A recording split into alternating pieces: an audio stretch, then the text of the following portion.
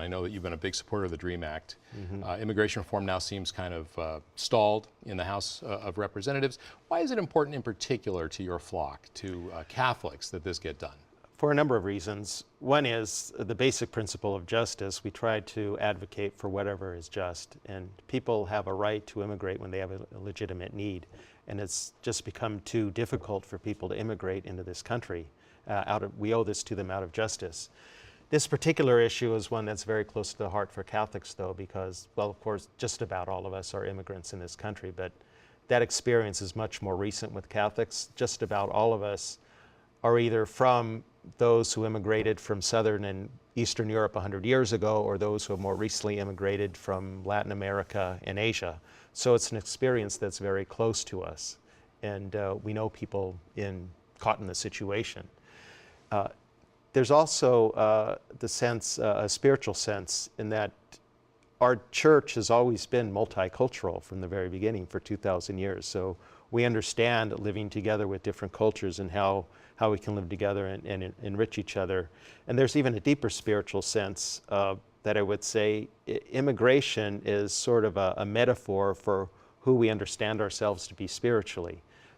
We as believers are not at home here. We're on a pilgrimage. We're kind of immigrants trying to immigrate to our homeland of heaven, much like we were chatting earlier about the Jewish tradition. Yes. And Pope John Paul saying we Christians are the descendants, the Jewish people are our grandfathers and the grandparents in the faith.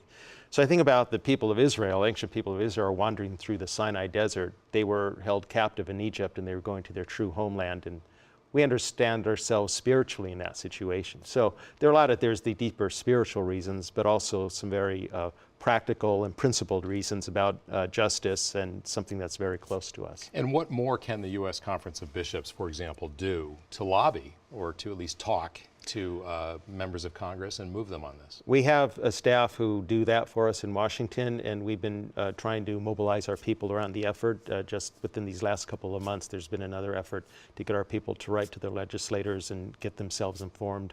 We've come up with a program to educate people in our parishes about immigration, what the realities are, what the principles are that we're advocating and why.